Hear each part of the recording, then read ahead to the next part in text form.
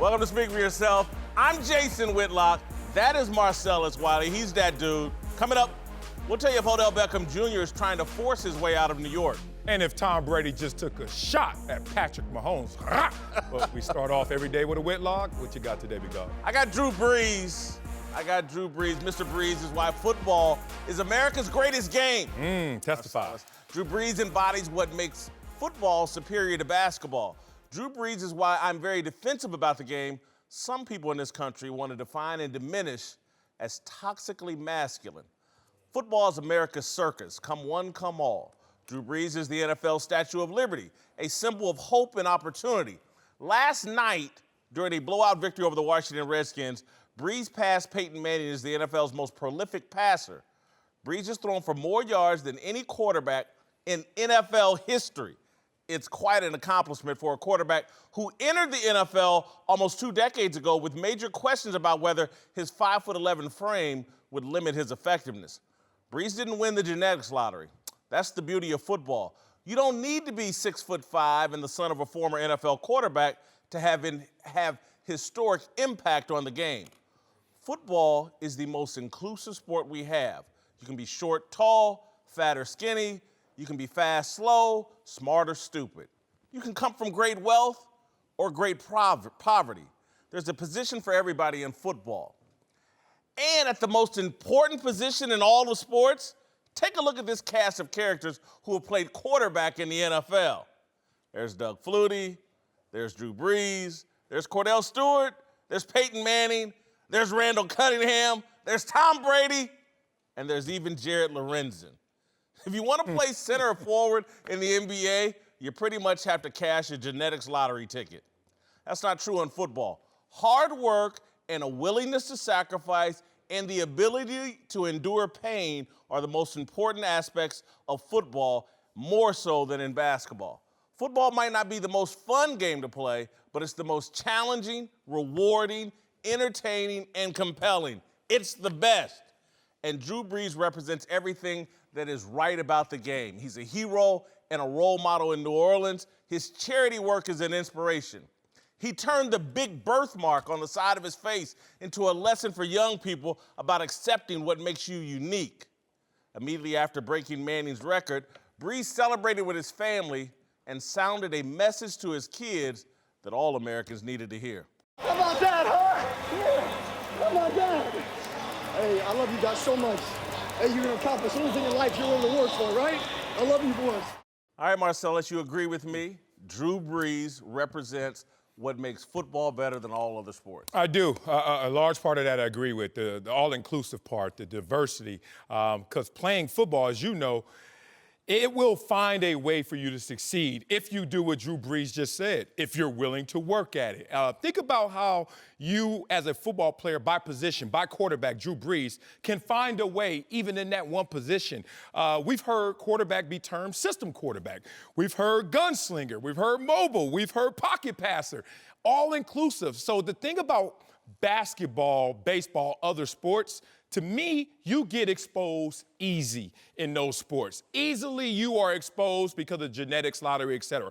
Football is going to say, if you do win the genetics lottery, you're in prime position. But if you don't, here's this consolation prize. Here's this other way to approach this game. Every position has it. You can look at a defensive lineman like myself, or you're an edge rusher, or you're a run stopper, or you're a two-gapper. We find ways for you to succeed because football is a great game of skill and a greater game of will. In other sports, you can half-heart it. In basketball, somebody hits you, ouch, 2 free throws. Okay, cool times. In football, you go out there half-hearted.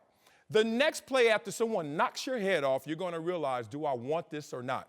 Obviously, Drew Brees, throughout his career, from day one, and I saw him play day one, to right now, eclipsing all these records, he wants it, and he shows that will. I think, and again, I'm a homer for football, but it's the ultimate test of will, like you said. It's the ultimate test of man. And look, people hear this, when I've said this in the past, they hear it as a great shot at LeBron James. It's really not a shot at LeBron James. LeBron James won the genetics lottery, but he also has the work ethic of any of the greatest athletes of all time. Big time. But what I've tried to say is, you know what failure for LeBron would look like? and I've said this and people have misunderstood it, but if LeBron had been a failure, if he hadn't tried and given his best effort in basketball, he would be Michael Beasley, guy that played in the league for a long time, made $40 million. Yeah. I don't really care how talented you are.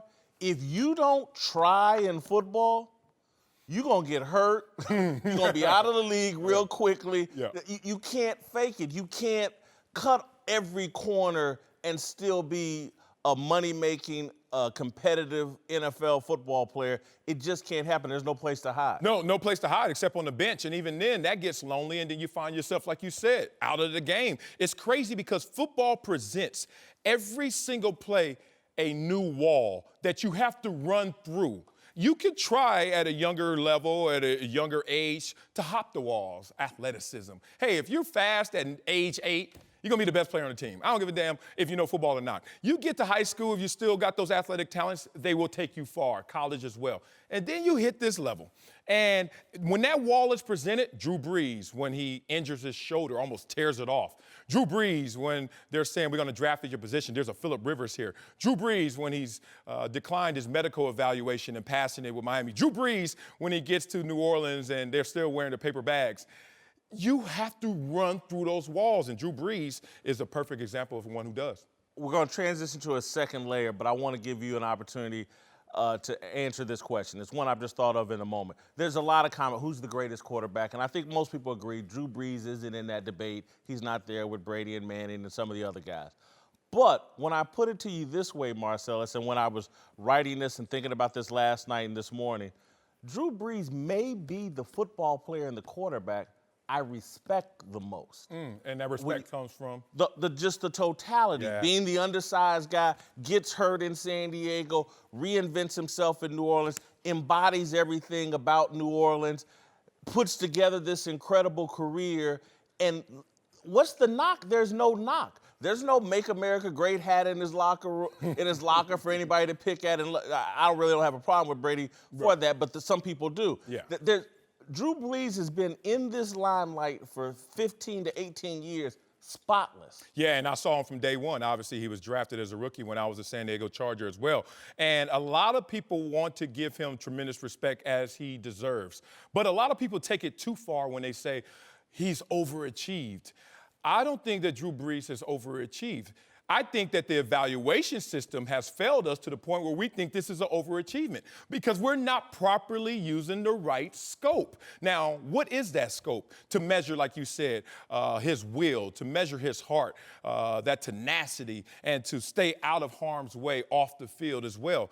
Drew Brees being 5'11", but those accuracy, the way that he's so accurate and the way that he gets the ball to the proper receivers, how he diagnoses the defense, we need to find a system and a measurement that respects how guys approach the game in those capacities instead of the old traditional way, how tall you are, how far can you throw it, and you get lazy with those evaluations. All right, well, Peyton Manning held the passing yards record for just shy of 3 years.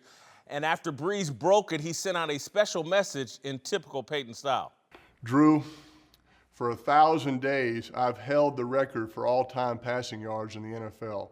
And I gotta tell you, it's been the greatest 1,000 days of my life. And thanks to you, that's over now, and you've ruined that for me. So thank you very much. I have nothing left to look forward to except slicing my tomatoes, making dinner for my family, putting together this wedge salad. Also, let this serve as the congratulations for the touchdown record, because as you can see, I'm very busy. I don't have time to keep doing these videos for you, congratulating you. All right, great humorous thank you and acknowledgement by Peyton. But it also raises a somewhat legitimate question when he talks about he held the record for 1,000 days. He knows Drew's going to break the touchdown passing record, he or Peyton Manning or Tom Brady at some point. And I just wonder, Marcellus, if the new rules around quarterback play in the NFL, does it diminish these passing records at all? Oh, it absolutely does. And you have to look at these new rules and say, okay, let's respect the previous era without making the error of disrespecting these players currently and their greatness. Drew Brees is going to benefit from a receiver who can get touched after 5 yards. He's going to benefit from a more protected pocket. But as we see these new rules occur, we're seeing these numbers get inflated to a point where if you don't dive deeper into the numbers, you're going to see things like an all-time quarterback ranking and rating. You're going to see Tony Romo 5th. And you're going to say, that's higher than Steve Young. Interesting. Then you're going to see a Kirk Cousins that's 9th. That's higher than Joe Montana. Interesting. And right behind Joe Montana is Chad Pennington and Matt Schaub. Like, these numbers are getting so inflated right now, but I don't want to make the error of not respecting greatness when I see it. And Drew Brees is greatness no matter what era that is. You know, you said in the previous discussion about evaluating guys in the draft process differently. I almost think we're going to have to come up with a different way to evaluate great quarterback play because I think it's going to get reduced down to just Super Bowls. How many Super Bowls did you win? Yeah, right. And we need – I don't know if it's touchdowns to interceptions because guys are throwing a lot less interceptions now. I don't know what the stat is or what the key measure – maybe it's third down efficiency. I don't know. But I just don't think Matt Stafford, I think, is on pace to eventually be the all-time passer yards leader. And it's going to be hard to put him in the same category as Drew Brees, Peyton Manning, Brett Favre, the people that have held this, Fran Tarkenton, the people that have held this record previously. We're going to have to look for a new measurement and a way to evaluate these quarterbacks because it has been made so comfortable in the pocket. No one has to have the kind of fear you used to have when you played from the pocket. I don't know. I legitimately don't know. I'm at a loss how we're going to statistically evaluate quarterbacks in the future moving forward. And you know what? That's not on us. The deeper dive into analytics and all that progression, where that's heading, it happened in baseball, and it's happened in baseball where you talk about batting average. And you used to sit around at the sports bar and say somebody batting average, oh, man, he's good. And then somebody's like, what's his OPS? You're like, what'd you just say? You know, UPS. Like, you don't even understand where they're coming from. We have to take a deeper dive into these numbers. I think we're on track to realizing in the transition of eras, there has to be a deeper number than just touchdowns, just interceptions. You have to look at a Drew Brees and say, with that accuracy, which is the best all time, he can play anywhere. But then you have to look at some of these other guys, a Chad Pennington sitting there right by a Joe Montana in some major statistical category to say, that's a problem. We have to take a deeper dive. The fall's most kick-ass new drama is about to kick off. Wednesday, October 10th, the highly anticipated new series, All-American, premieres on the CW. Suspense and superhero mastermind Greg Berlanti, producer of massive hits like Riverdale and Black Lightning, is now about to kill it in the sports genre as well. Inspired by local football hero Spencer Paysinger, All-American is about a high school football phenom from South Central who gets recruited to play in Beverly Hills. Taye Diggs crushes it as Beverly High football coach Billy Baker, a former star player in his own right who sees himself in Spencer. Coming off 2 losing seasons, he also sees Spencer as a ticket to job security. Billy promises Spencer the chance to someday go pro and give his family a better life. The relationship between a coach and a player who each have everything to lose is the driving force behind some pretty intense drama, both good and bad. If you could draft a fantasy football team for fall TV, All-American would be in a league of its own. Catch the series premiere of All-American Wednesday, October 10th on the CW. All right, welcome back. Whitlock and Wiley, it's time for big stories. Let's start in New York, where the Giants are still dealing with the fallout from Odell Beckham Jr.'s Sunday interview where he let his frustrations with Eli Manning slip out. Even still, Manning says it's all good, and he even called Odell smart and big for taking responsibility for his actions.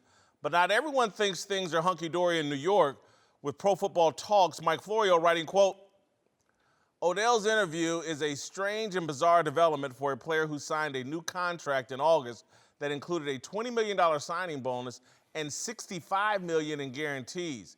If he wanted out, and apparently he does, Beckham could have done a lot of other things than take the team's money. There's also a chance that this is part of Beckham's strategy with the goal of getting paid by the Giants and then forcing a trade elsewhere. Marcellus, does Odell want out of New York? No. hell no. I mean, you just said it yesterday. You're talking about how Odell's a brand. So respecting how great he is, especially outside the game, having the highest shoe deal in Nike football history, you got to respect the guy who wants to stay in New York and finish what he built there, which was all-time greatness, certainly after his first 3 years.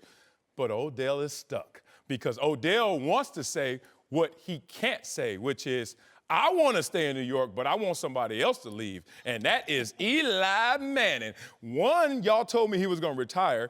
That didn't happen. Fine. And then I saw and witnessed with a front row seat, y'all benched Eli for football reasons. You should have benched Eli. He was sorry. And then for non-football reasons and backlash and criticism, don't you dare touch the legacy of Eli Manning, two-time Super Bowl MVP. And Odell is sitting there now talking to Josina Anderson and lying through his teeth because he wants to say, I'm fine if you give me the right resources. But I'm not, and I can't say it. So he starts off answers with, I don't know. I know, Odell, you want Eli out of town. You're 1,000% correct. This is about pushing Eli out, starting a conversation about we're done with Eli. And what he knows is, again, he doesn't want to go through this next year if he's around. Go out, get me a young quarterback. Look what Baker Mayfield and some of these rookie quarterbacks are doing very early on. Sam Darnold right there with the Jets right there in New York. Yeah. Mahomes is in his second year. And so I think he looks around and says, man, if I'm going to live up to my full potential, I need a quarterback in his prime, or I need one of these old dudes that's playing like they're in their prime, and I don't have that with Eli. And so he's putting the heat on Eli. Eli's either going to have to step up his play, or Eli may get benched again this year for whatever. I don't even know who their second or third string guy is, but Odell wants the Eli era over. Yeah, and look, I think he's learning from his good friend and a guy he's worked out with. Oh, no. Yeah, I think. Carter 5 in the same. First of all, let's go there. Dez Bryant, all those workout videos. Oh, guess what happens when you work out with a dude? Y'all go get some lunch, and y'all start chopping it up. And you know what happened? Dez is now a retired football player, in part because of his own doing, but in part because he went through the Dak Prescott transition from Tony Romo and didn't say enough about that. And now, you lost me with the Dez. Oh, here we go. So then Dez is like, hey, bro, when it's not you, make sure they know it's not you. And this is Odell saying, it's not me, y'all. And I don't hear enough because of the protected legacy of Eli, enough criticism of Eli. So he's trying to point it at Eli. All right, to a big story in the NBA, where Lonzo Ball is set to return from injury tomorrow night, which got LeBron hyped on Instagram, posting, quote, it's about that time, young king. Let's get it. You were born for this moment. Lonzo will be coming off the bench tomorrow, and maybe longer, with LeBron saying he expects Ball to absolutely have an impact on the Lakers' second unit. All right, Marcellus, I think Lonzo coming off the bench, his destiny, is going to set off LeVar Ball. LeVar? Where'd that come from? Where'd that curveball come from? Kershaw? The mouth of South Central. You ain't lying. First of all, LeBron, man, skipping college, man. Young king. Isn't that called a prince? Like, LeBron want everybody to be a king. Like, it's called Prince. He's coming. Last time we heard from LeVar Ball, you got to flip the calendar. It's been a long time, man. It sounds like we miss him because we bringing him up in this situation. No, LeVar Ball is not going to speak up. No, LeVar Ball is not going to be He's going to be cool with his son coming off the bench. Yeah. You know why? Because he respects the gatekeepers. That is one LeBron James and one Magic Johnson. So the way to get in there to cause some ruckus is to respect who's sitting there saying you can or cannot come in. He is not disrespecting this franchise. It is no longer the 25-win and 35-win Lakers. This team is for real. You are saying that LeVar has actually matured and grown up, because I haven't known him to respect anybody or anything. He took on Nike and damn near everybody with big baller brand. We're going to change the world. And now he believed that. Magic and LeBron, he's backing down to those guys? No, I think he's always been tongue-in-cheek. First of all, the whole mouth for South Central. Yeah, that's everybody's uncle that got to the barbecue before you, had 5 before you got there, and then you sitting there like, what's wrong with Onk? Onk is on one. Because Onk knows I was playing the short game. Let me get this attention. And I'm going to use that attention, monetize it, start my brand, get my boy out there, and have him be the 2nd overall pick, but talked about more than even the number 1 overall pick. It worked. Now he's playing the long game. That's why we haven't heard from him. The long game is to do all the deals that he's doing under the table, closed mouth, away from the cameras, and then let his boy properly mature, because Magic told him, I got you, son, but let us get this. I think he's going to respect it. And maybe Magic said, I got you. Your son's going to come off the bench. He's going to play 15 to 17 minutes. You know, we taking his jersey out of the rafters. You know, I put it up there when we drafted him. We taking it out of the rafters. He's a role player now. What? That can't shoot. We spent all summer trying to fix his shot, and we can't. He's going to have a big impact on that second unit, playing with Josh Hart and whoever. I don't, who's on their bench? I can't even remember. All of them. Lance Stevenson. Yeah, right. JaVale McGee. All that. You have a big impact on those guys.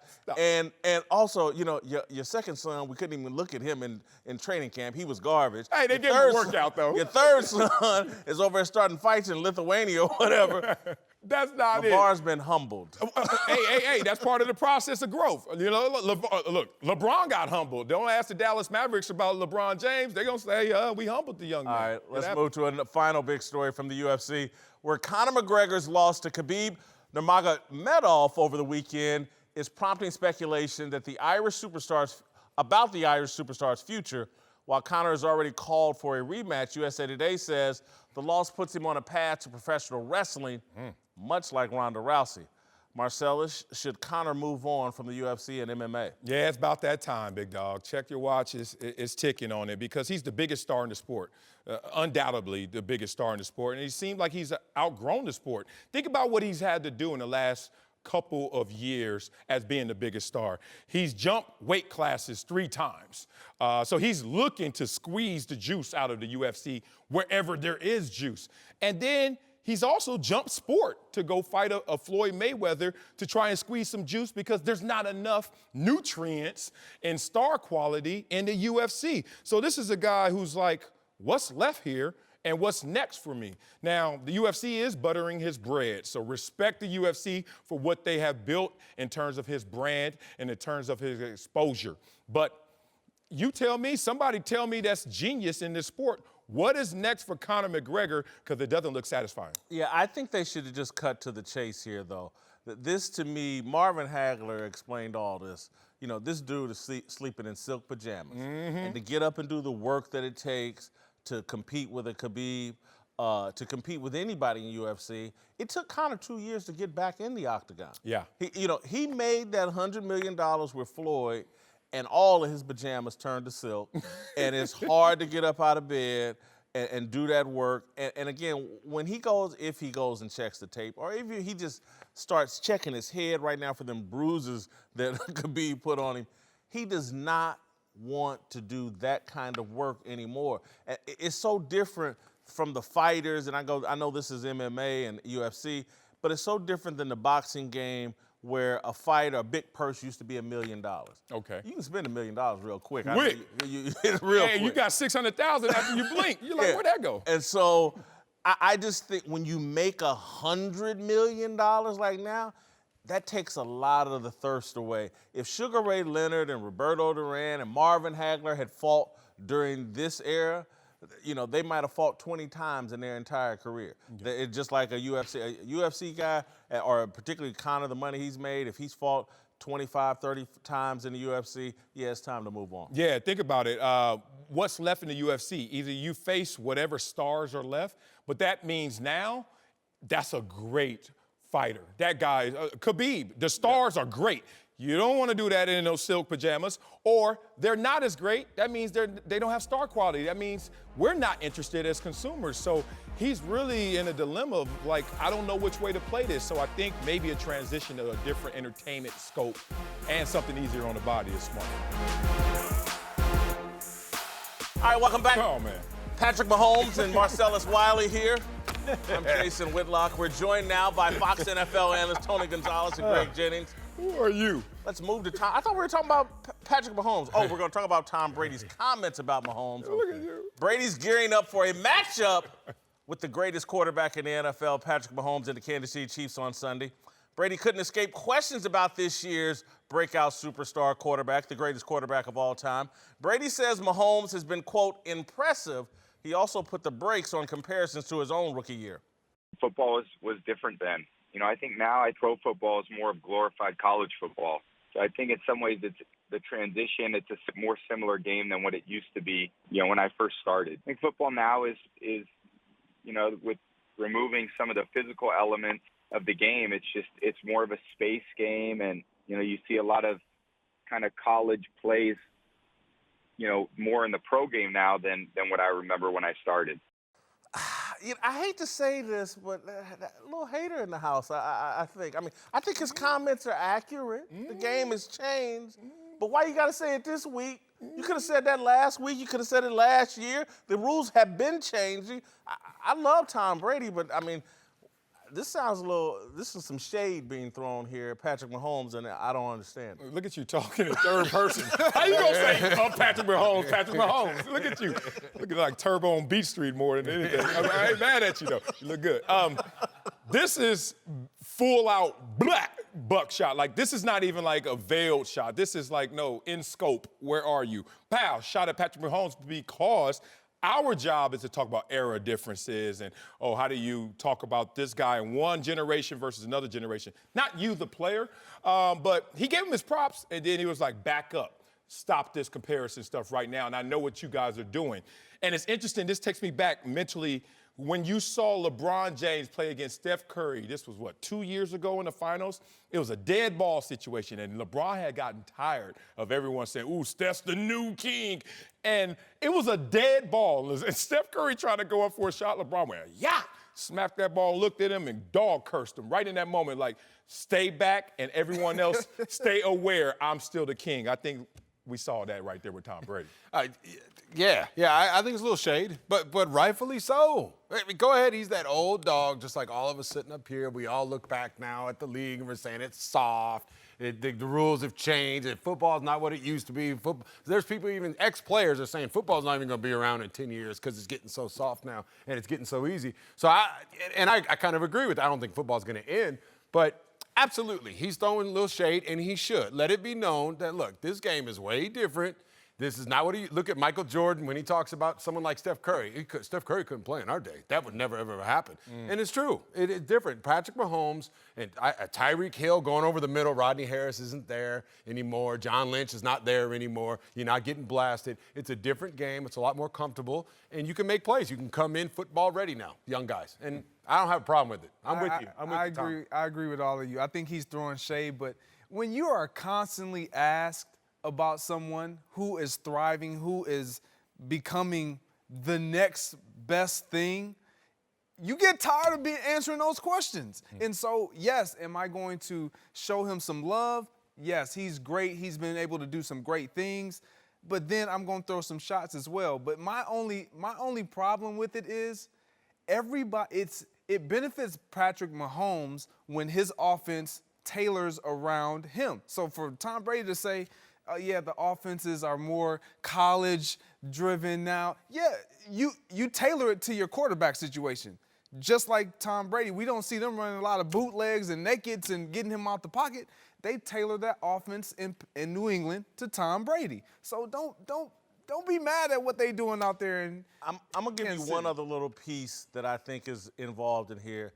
There is some jealousy, and it's jealousy about Travis Kelce, Tyreek Hill, Sammy Watkins, Kareem Hunt, and Andy Reid. He's got every piece that Tom Brady's like, I don't have all them pieces. Gronk's hurt half the time. Julian Edelman's been suspended. We just signed Josh Gordon out of a rehab facility. He's like, and this guy has everything. And then the last thing is, I think, and again, it's a little shot at Patrick Mahomes, but I think it's more of a shot at all the rookie quarterbacks that are having instant success earlier on. he's saying, and again, that's what he's talking about, you can just come in, install the little college system they played in, and they can have success in this league. Yeah, it's amazing when you see from generation to generation, we all hold on to our highlights of our generation, whether it's in music. Oh, our music is the best. And my parents said the same thing, and now these kids are saying the same thing. Or our music was better back then. See, once again, you're proving my point, old man. it is. But the thing is, this is the old baked potato. Remember, we had to wait 45 minutes for that baked potato, had to stab it, Reynolds wrap all on it. You waiting 2 days for a baked potato. Then these kids, like 5 minutes in the microwave. It doesn't taste the same, but guess what? It's like that, instantaneous success. And he's like, it's impressive, but let me tell you the grind I went through to get here. He may catch up in numbers, but don't put him on the same level. I think Brady's already taking a shot at that. All right, let's move to Oakland, where John Gruden's return to the sidelines isn't exactly going according to plan. The Raiders are 1-4 after a loss to the Chargers Sunday, and Gruden says Derek Carr may be trying to do too much. I think he'll tell you he's just trying so hard. But I think he just presses in some moments, and he knows we have to do a lot with the ball when we have it, and I think that's what happened today. All right, a few years ago, Carr was the NFL's next big thing, but now he's leading the league in interceptions. Carr even has more than Jags' Blake Bortles. All right, I think Derek Carr is a talented quarterback. He's playing for the wrong head coach. I think John Gruden is a micromanager, and unless you're Brad Johnson and very limited and go out there and be a robot, I think it's hard to play for John Gruden. And, you know, I got a little bit of a bias. He ran off Jeff George, a guy I grew up with out of Oakland, after the guy had a tremendous 29 TD, 9 interception year the year before. John Gruden's just very hard. He wants to control the quarterback, and I think Derek Carr's cracking under that pressure. I hear Rich Gannon disagreeing with you right now because he was just floating around there. He got some John Gruden in his life, and things changed drastically. That said, I look at John Gruden, and he's doing a proper assessment of his young quarterback. He's trying to make him unlearn some bad habits, and he's also trying to tell him what we've all heard. Try easy. Don't try hard. Try easy. Like, stay within yourself, but give maximum effort. That's it. This 110%, stop with that falseness because it's making you make bad decisions. So last year, under a coach that I love, that I played for, Jack Del Rio, he was actually worse. Look at Derek Carr last year versus this year. He was a worse quarterback last year. It's amazing that we're giving Gruden all this criticism. In reality, he's made him better in every category except the one he's trying to correct, which is the interceptions, which is coming from the intensity and try hard that's coming from Derek Carr. So all things considered, Derek Carr has to be happy he has a John Gruden in his life. Yeah, I don't blame John Gruden for his struggles. You put up last year's numbers, but that holds true for his career. His numbers this year are better than his entire career, with the exception of the Game's easier. You can say that, but as far as productivity, you still got to produce, and his completion percentage is higher. I think the number one thing, the takeaway that I listen to when I hear that soundbite, John Gruden says we have to do a lot with the ball when we got it. Basically, our defense isn't stopping anybody, so it's all on us. This is what John Gruden does. Yeah. He focuses on one side of the ball, offense. You had Khalil Mack, you let him go. You focused, you talked and praised Derek Carr. This is the next best thing. I love this young quarterback. He's good, he's great, he's this. Now he's throwing too many picks because he knows the pressure is on me. I have to do it all. You know what? John Gruden is he's a polarizing guy. I mean, you take a poll, most people, either you like him or you don't like him. I think you don't like him for a reason. No, I've praised John early in the year. I've watched some of their games where I thought he made a difference.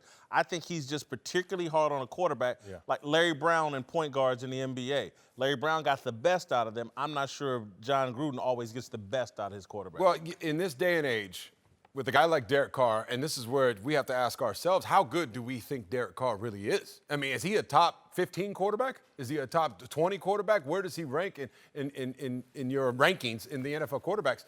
He should be putting up better numbers. I agree. I think all these quarterbacks, if you're not putting up at least 250 yards a week, then something is wrong, especially in this day and age. That's the way I judge quarterbacks from here on out. What we saw last night with Drew Brees, you see what he did, 250 yards in the first half. That's what a pro, that's what one of the all-time best can do. So I would expect these young quarterbacks in this 7-on-7 league that we have now to be able to put up better numbers. And Derek Carr, he's got to play better than this, because otherwise they're paying him a lot of money right now. Yeah. And he's definitely not footing the bill for what they're paying him. And it's interesting, if you really want to be fully transparent, I think he's given us kind of like an understanding of the psychological makeup of Derek Carr. And it's interesting, if you look at him, he seems wound too tight. Now, what does that mean? That means in pressure moments, and I went to the Chargers game, and they were down on the goal line, and I'm like, whoa, they're about to score, and this place is about to erupt, and it's going to be a game. And Derek Carr just aimlessly ran around and just threw it into the breadbasket of Melvin Ingram. And next thing you know, he's running the other way. The point of that is, I think he's saying he's trying too hard. This has nothing to do with his talent. This has nothing to do with him doing the plays that I called. This has nothing to do with the X's and O's. This is about the I's and the U's. And it's crazy. One of our assessments as a defender, I remember getting a game plan that had Peyton Manning, and one page is always pros, one page is cons. And I was like, ain't gonna be nothing on the con page. This Peyton Manning, he's amazing. It said, in tight situations, will give you the ball back. In tight situations, may break down. You're like, what? And then you saw that play out in playoff moments time and time again. Clayton Kershaw comes to mind. Amazing normally. Get him in those critical moments, World Series, whatever. You're like a little too tightly wound. I think this is the first step of John Gruden letting us know that. Who's winding him up, though? Who's tightening? Who's making him more tight? It may be the guy looking over his shoulder, second-guessing everything. Sometimes when you're that quarterback guru, maybe you're trying too hard as well as a coach. But and he's that playing makes the better. player. To your point, to my point, to the numbers point, that would make sense if he weren't playing better by the numbers. I don't understand that part. And I also think sometimes you can get so caught into going to your go-to guy, and right now Jared Cook is clearly his go-to guy. Yeah. He has Amari Cooper, he has Jordy Nelson, he has Bryant, he has weapons around him, but he's getting locked into one guy. And when teams start to see you have a tendency, they start taking that away, and that's when you start throwing them the ball back. I don't know, we got time for this? No, we don't. All right, welcome back. Whitlock and Wiley. Tony Gonzalez and Greg Jennings are back. Let's move to Dallas, where Jason Garrett's decision to punt on 4th and 1 during Sunday's overtime loss to the Texans is still raising eyebrows. Jerry Jones initially second-guessed Garrett's decision, but today he tried to backtrack and throw his coach some support. I don't want to second-guess that call. There really are good arguments on both sides of the ball about what to do or not to do there. And we know how it works. If it pans out for you, then you get a lot of pats on the back. And if it doesn't, then that's what you're paid to do, make those hard calls. I'm not buying it. Oh. Jerry's backtracking because he already lit the fire the day before. And so now he's stepping out of it. Jason Witten piled on during the Monday Night Football broadcast. Jerry Jones has lost some confidence in Jason Garrett. He's not going to make a move, I don't think, during the season. But Jason Garrett is playoff or bust now. I think Jerry's lost some faith in him. I think this proves that Jason Garrett has power, the power that no one gives him credit for, the power to grab his owner, Jerry Jones, and say, I need you to walk that back. You know why you need to walk that back? One, you're wrong, and I'm going to give you the flip side of this coin. And two, look how you're making this more than what it was. This was as simple as all football plays are. There's a decision to make, and there's a result. And we cannot sit there and get caught up in all the results when the decision was sound. So to me, if I'm looking at this situation like he's showing a little love to his coach who actually has some power when he brought him back and when the emotions I don't want you anywhere near coaching my football team if you think that was a good decision. Well, to what you're saying, you think Jason Garrett has power? I got you on the fence a little, huh? Say what you were going to say. Yeah, I am going to say what I'm going to say. No, I believe this. You want my Twitter off, Greg? No. Spray him down. Hey, yeah, I need that right now, man. Yeah, let me get that. What you know I'm hot over here. What you talking about? More. No, when I look at Jerry Jones, no, he's not in support of Jason Garrett. I want you to do what I want you to do. That's why I have you in this position. He's always been that puppet type coach. Woo. And when I disagree with you, that's what I'm going to do. But when I realize what I've said may cause some issue, and I understand I don't want to be a distraction, which Jerry Jones often is the distraction and the distractor, he has to walk it back. But Jason Garrett's decision, in my opinion, it was the right decision. Their defense was playing a lot better than their offense. You can pull that Twitter off. 6 yards a play. Look, let me tell you. Don't get confused. No. When you rush the ball 20 times and you gain 54 yards and you get stuffed the play before for a half yard less, like you're not gonna have the confidence in your offense. I don't care how much you making. Greg Jennings, please respect and listen to this one question. And I hope I pose it as a question because I don't really want to hear your answer, but listen to this. When in life have you ever supported someone after the fact when you know that person was wrong and they're powerless? When would you ever walk something back on someone who you say is a puppet and they were wrong? Please answer now. You told me not to answer. Okay. So Tony got Hey, he's only off listening to you. Nah, it's fine. You can answer if you want. This whole Jerry Jones. I mean, you have to sit here and laugh. I mean, going on a show in the middle of the season, the distractions. Anyway, I still can't even comprehend that. But this is who Jerry Jones is. He's always in the media. He's like that crazy old man out there just talking to talk. Is he backtracking? Yeah, he's backtracking. Does Garrett have power there? Something is going on. Because his record since he's been there, I mean, 8-8, 1 playoff win for America's team. The stuff it's not cutting it. And for whatever reason, Jerry wants to keep him around because he can do stuff like this. Bill Belichick wouldn't go for this. Yeah. Do you think so? You think great coaches would go for it? Think Andy Reid would go for this? He would be like, I'm out of here. He wouldn't even take that job because you deal with Jerry. I just don't know if Jerry's, I think, he's stuck with Garrett. Garrett's not going anywhere, and I don't think Jerry's going to get somebody else in there who's going to put up with Jerry's stuff during the season like this. You don't need this stuff. You're trying to win a football game. You don't break up with your boyfriend or girlfriend until you have a replacement, and maybe Jerry doesn't have a replacement in mind who can be better than Jason Garrett. But I can guarantee you this, if they miss the playoffs this year, and Jason Garrett has been the head coach for 8.5 seasons at the end of this season, and during 7 of those seasons, they won't have made the playoffs. The dude is getting fired. Whether Jerry, you can find anybody. You could do what he's doing. Who's going to come in there? Who's going to take that job? What big-time coach is going to want to come in there and deal with Jerry going on the radio twice a week? Sean Payton. That's the thing. You have to be a puppet because No. Tell me this. Honestly, you think Sean McVay, if you rolled the clock back, he's a Washington assistant, you think if Jerry offers him the Cowboys job, he says, nah, I'm on a pass. Maybe. No. For opportunity at 30, yeah.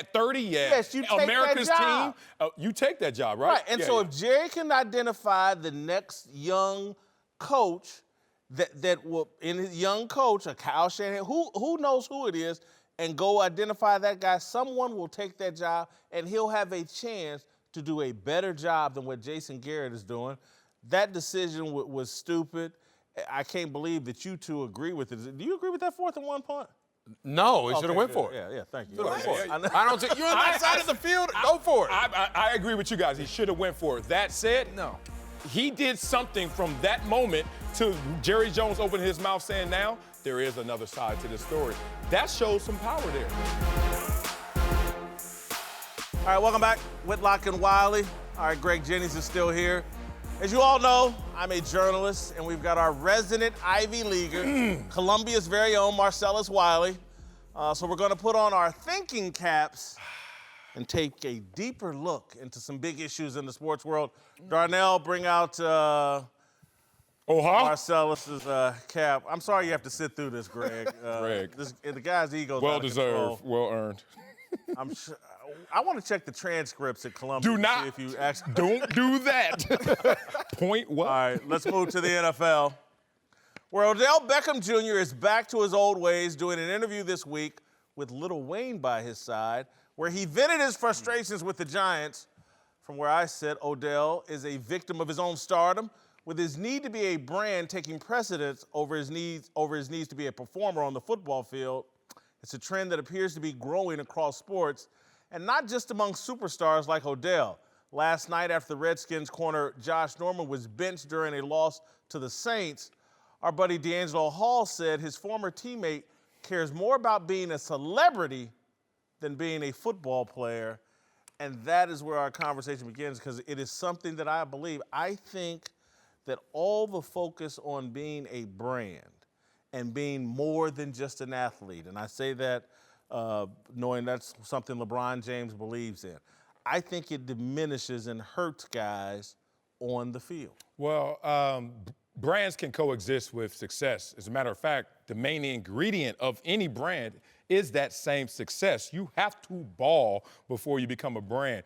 Brands don't walk into the locker room and say, raise your hand if you want to be a brand. No, they hand pick and select the guys who are out there doing the next level in terms of performance and greatness. So, I mean, Kaepernick, he was doing next level performance. That's why he's one of the biggest brands in sports. Kaepernick is different in this respect. And you're saying guys who are active chasing a brand, and Kaepernick is not active, so he's not chasing a brand. But what I was saying about Kaepernick, even because, again, I started out the biggest Kaepernick fan there was. Yeah. And I saw him as a player start chasing the brand, even when he was playing well. The Beats by Dre and all that stuff became more important, and living up to that brand became more important than football. But why does Beats by Dre all of a sudden make you chase a brand, but when we wear Nikes, we're not chasing the brand? Everything we're wearing is something that's licensed and paid for, and someone's making money if we're not making money. And if you're just a normal player, I'm sorry, you get the catalog for free, and you just get the shoe contract. But if you are the man, we put a billboard up and pay you, and you still wear the shoes. So it's just a perception issue in that respect. It is a perception, because the reality of how it works is you don't chase the brand chases you. Like Marcellus, when you ball, they will call. Like, they will come searching out for you. So you talk about Colin Kaepernick, if he wasn't performing, you think Beats by Dre is going to pick up the phone and say, hey, you want to be endorsed by us? We want you to be the spokesman for our... No, absolutely not. You look at LeBron James, everything that he does, he understands, if I am not the number one player on the hardwood, none of what I'm doing even matters. It's not even as relevant. Right. But if I remain relevant on the court, if I constantly have everybody believing and knowing I'm the number one player that puts this ball through this hoop, everything that I do is heightened. It draws more awareness because of my performance. I think that here in this modern era, because of social media, I think things have changed. I think players have figured out and many have focused on post-career life. And I think they transitioned to that a lot earlier than athletes used to. And I think a lot of their focus, and again, so I think what Kaepernick did was when his career started falling apart, I think he became more brand conscious and reinvented himself as a different brand. I think other athletes have seen this. And I think that it's inviting or enticing. And so when I look at Odell Beckham Jr., when he's sitting next to Lil Wayne doing an interview, that has nothing to do with football. That has everything to do with about his brand.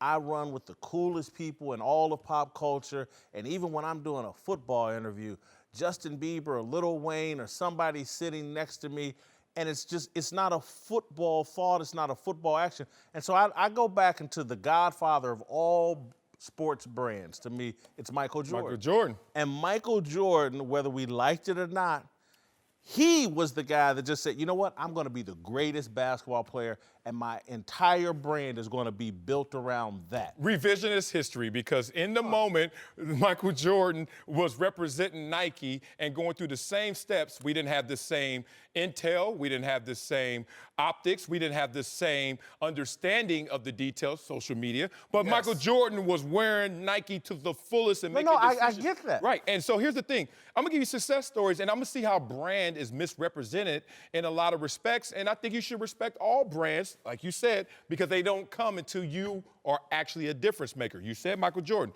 greatest brand ever and the greatest player ever. So Drew Brees, last night, set the record. You know Drew Brees is a brand. Drew Brees is selling community, as he should, New Orleans, as he should, and even in the moment where he had a personal record, he pointed to everyone else because that's his brand. I am a common person. I'm under 6 feet. I'm one of you guys who just happens to throw for all these yards. TB12 in 2016 was established. You know what Tom Brady has done since 2016, chasing his brand? Been to 2 Super Bowls and won an MVP at a tender age of 40. You can chase a brand and it can work. And you can chase a brand and it cannot work. But overarching, we shouldn't damn someone who's chasing the brand. I want to respond to that before you jump in, Greg. It's just, I think that Jordan, Brees, Tom Brady are doing things consistent with their brand that have to do with dominance on the field. I see other athletes from Antonio Brown to Odell Beckham Jr. It's not about athletic greatness. It's not about being the best player and having team performance. It's a lot of, hey, look at me stuff. And so, again, when I'm talking about Odell, from the boat party to running around with Justin Bieber to Lil Wayne being at the interview, I'm seeing a lot of athletes over social media and just in any way possible, just basically trying to draw attention to themselves that has nothing to do with athletic greatness or being on brand as a great football player and or basketball player. I just see what Jordan, Brees, Brady, I see it a little different than what I'm seeing from the modern Jordan day. and Space Jam was a little different, huh? I mean, he wasn't took developed. monsoons or whatever. Come For on, me, man. it starts. I'm gonna take you back to when you enter into a NFL locker room. Yep. You go into this meeting, you go into this locker room, there's a player development guy. His job is to develop you mentally for life after football. Already, when you first sit down in that locker room, they promote life after football. This isn't it, guys. Yeah. So make sure you use this platform to advance yourself with relationships, networking opportunities, brands, company, all these different things. So guys have taken this idea and run with it. Even guys who aren't the number one guys. No question. So this is what we all see 30 for 30. We see when guys don't take advantage of these resources and these networking opportunities and they waste their money away, or they don't have other avenue streams where they have income coming in constantly. No one wants to deal with that. No one wants to go through what we see, what's out there and what's been before us. We want to learn from that. So yes, some guys do chase the brand prematurely, and they don't sustain and continue with the same work ethic as your LeBron James, your Drew Breeses, your Michael Jordans, your TB12. They don't, because that starts to mean more to them than what it really is that matters, and that's the game. What allowed those brands to even present themselves? And beyond brands, it's the people. You keep talking about Lil Wayne. Lil Wayne's not doing an interview with the 4th receiver for the Cardinals. Right. He's doing an interview with Odell Beckham Jr. because by the year 3 of his career, he was an all-time great in terms of his success. I'm glad we circled back to Odell Beckham Jr. because that's really who I'm talking about. And I think D'Angelo Hall makes a great point about Josh Norman in terms of, I think D'Angelo's position is, and this is a former teammate, the guy's more in love with celebrity and things off the field than being a player right now, and that's probably going to shorten his career. It's certainly going to shorten his time as a starter with the Washington Redskins. But back to Odell. Odell is one of these special talents that could be at a Jerry Rice level, a Michael Jordan level, consistently. He's got to win Marcellus. Well, first of all, he put up his numbers to be in that conversation. He's got the numbers. And then Eli is trying to take that back. 3 years worth of numbers is not equivalent. And so I'm saying, if he's cutting corners 3 and 4 years into his career and already focused more on being a brand than football dominance, that's not Is this the week to say it when he has his best game and he inspired and galvanized them to have their best game this year? Are they playing grenades? You talking? Oh, they was close to winning. They're playing horseshoes. Okay, let's get back to Odell since we ain't talking about the Giants. 8 for 131, threw a touchdown, caught a touchdown. Like you dropped a touchdown pass. Yeah, and it could have been 8, created 9 for 200. Created a distraction for his team. We know who Odell is on the field. I'm gonna go back to what you said. Lil Wayne ain't sitting down with Sterling Shepard. He not sitting down That's with... not the issue. No, what you have to understand, these guys want to be associated with the faces of the NFL, the faces of sport as well. It's not so much just that the players want to be associated with celebrities and entertainers. It's mutual. Yeah. And you don't really understand. So let me ask you this. When Lil Wayne puts out the Carter 6, is he going to ask Odell to do a guest verse on it? Or is he going to say, no, this is where I make my money. This is my business. No, Odell, you ain't qualified. Very true. Very true. So he's bringing Lil Wayne into his business. Lil Wayne is not a big feature artist. He doesn't do a lot of features. Why do we triple? But that's on his playing field. Why we Odell's tripping? not going to tell him, hey, Lil Wayne, come throw some balls to me. No, absolutely not. When I see Brett Favre with Kenny Chesney and stuff, I don't. You don't see him. Man, I've seen how many times Kenny Chesney been on interviews. Doing sit-down interviews. Yes. First of all, I even DJ'd for Kenny Chesney. What was the problem there? NFL paid me, and they paid me a whole lot to DJ for people out there that don't even know what I DJ. And I didn't know what they were listening to, but we were there integrated together. So don't tell me this doesn't happen all the time. And that's when I was balling. When I wasn't balling, I could still DJ, but I ain't get those gigs. You know how the game go. Come on, Jason. You know how the game is. Yeah, you done took the conversation somewhere. Checkmate. I got it online. I'll show you the pictures. And you know what? You know why? What? You didn't get that third big contract. Oh, you here you go. start chasing the brand and DJing instead of focusing on football. There it is. The records There it did it. is. Huh? Not the injuries, the records. Thank you, Greg. The albums. All right, welcome back to the show. All right, Marcellus, you know I can't stand social media land. My lawn. That's why we got our man Darnell Smith here, our social media manager, to tell us what's happening in them Twitter streets. It's been crazy.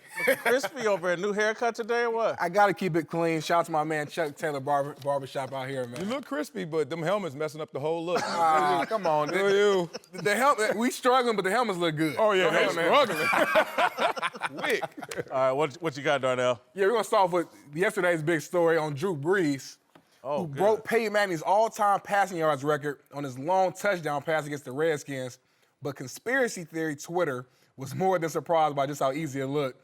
Future Hall of Famer Joe Thomas tweeted, "Sure nice of the Redskins defense to coordinate an 11-man nap on that pass play for Brees to break the NFL record. Reminds me of when Brett Favre ran into Michael Strahan to give him the sack record. Y'all think this record was a rigged job?" That's blasphemy. Yeah. To even remote. No, it's not a rigged job. This is why Josh Norman got benched. Yeah, the exactly. Redskins don't know what the hell they doing. More important, though, to me, Marcellus, I want to ask you this. Future Hall of Famer Joe Thomas. We just throwing that out there. That title. Is Joe Thomas sure? Oh, yeah, that's a wrap. That's a wrap. You seen him lately when he lost 200 pounds. And no, not that guy. But that guy, when he used to play, it was a wrap. Yeah, anytime in the locker room, we used to always say 6 or more Pro Bowls, pretty much chalk it up. You're going to be in the Hall of Fame. What did he make, 13? But by performance. By performance. Like I told you before about voting for NFL linemen in terms of Pro Bowls and Hall of Fame, a lot of it gets lost in your name, but you have to earn that name first. And he did.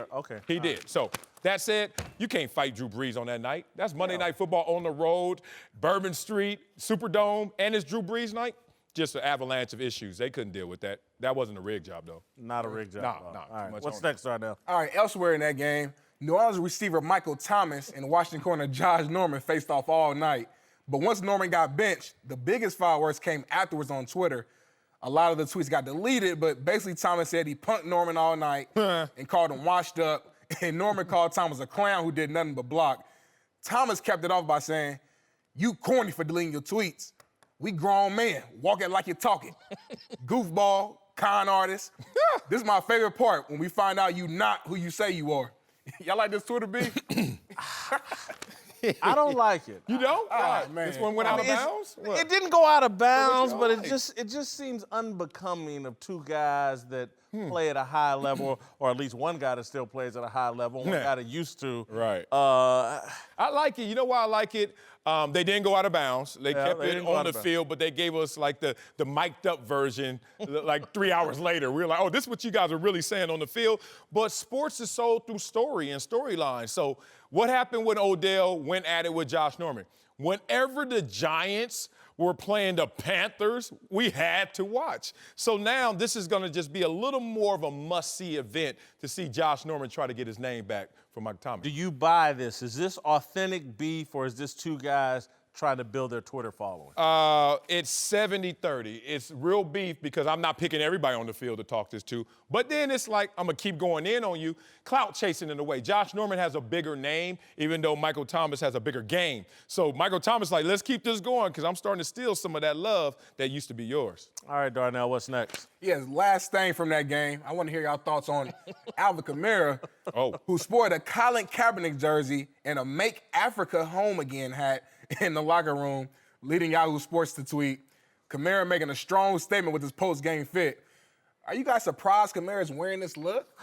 Listen, I need a translation on what is the strong statement being made. I get the Kaepernick jersey. Yeah. He's saying, I'm with Cap. I'm not sure if I understand the hat, Make Africa Home Again.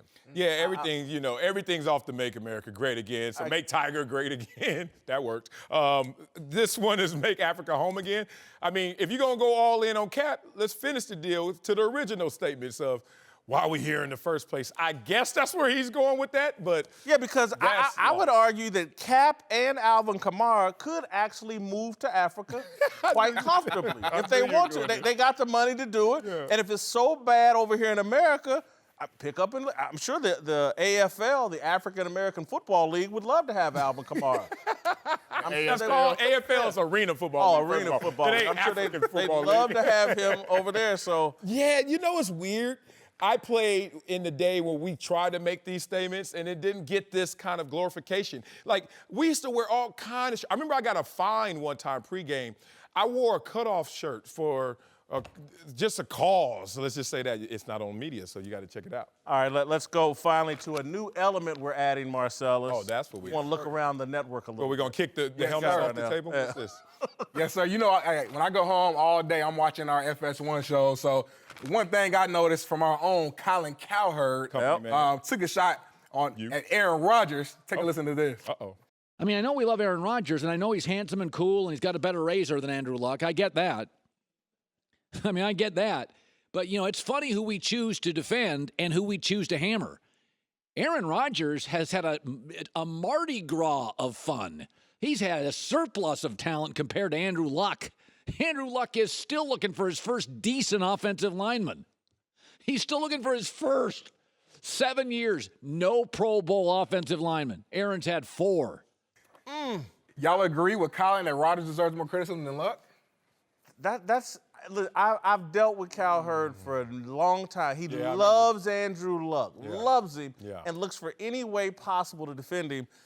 I'm not sure I can go here with him, though, that somehow Aaron Rodgers, who has a Super Bowl, needs to be treated the way Andrew Luck is, who doesn't have a Super Bowl. Yeah, you're using facts to try to support a theory instead of what the theory is to support the facts. The facts is this. Andrew Luck's not even close to Aaron Rodgers. No one ever is sitting there saying, other than those who theorized that he would be better than Aaron Rodgers, is still saying Andrew Luck's in that conversation is of that echelon. We can't go there. This is bad because Aaron Rodgers does deserve more criticism than he gets because he, at times, is divisive. At times, is not working well with others.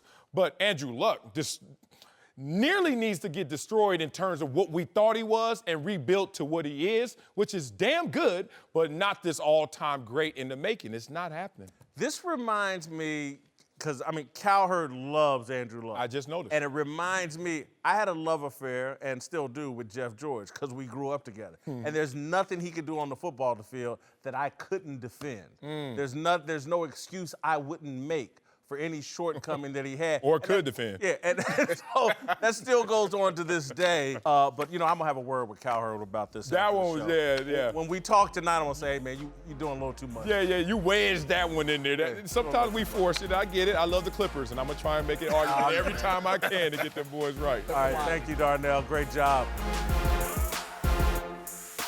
All right, today we're talking about Drew Brees, who broke Peyton Manning's all-time passing yards record last night in a blowout win over the Redskins. Brees has one of the highest ratings I've ever given so far. I think he has the highest rating I've ever given. 93. Definitely a GOAT. You ain't lying. 24 in job performance, 22 in all-time greatness, 24 in character, 23 in authenticity, a 93 total. Yeah, hard to pick any issues with this, man. 93 total, I thought was a little low. Maybe because of me knowing Drew Brees from day one and going to his wedding, and shout out to it, but my dog, 96. I mean, this dude is amazing, every single level. There is one thing about Drew Brees that is out there. I don't know if everyone is giving it enough attention. I didn't know this till you mentioned this. Yeah, Drew Brees had to sue his jeweler because he purchased over $15 million of jewelry over the years, and it got appraised recently for only $9 million. So Drew wants $6 million back. Huh? Where they do that at? Drew Brees has $15 million worth of ice. Drew Brees got gator boots. When I read Is this. he a hot boy? Bling, bling. I mean, is he cash money? Is Birdman involved? Look, talking about not living up to the stereotype. I was like, all right, go ahead, Drew. Like, way to show you down with all types and all things. But that kind of caught me off guard, so I couldn't give him a perfect score. I'm going to make an emergency change and just go down to a 92, still a GOAT. Yeah. But I'm going to knock him a point on authenticity down to a 22 now because that seems $15 million worth of jewelry. I mean, for every player that we clown, talking about all the bling and all the jewelry they got, maybe $1 million, maybe, and that's doing too much. 15? Seriously, when I hear this, I was like, are there pictures of Drew Brees and Jamarcus Russell somewhere kicking it at a club? On Mardi Gras, like his Mardi Gras beads are real. Like real, he bought a diamond. One diamond was $8 million by itself. Drew got it in, bro. Drew loves his wife. That's what it sounds like. That's what it sounds like. He is iced out.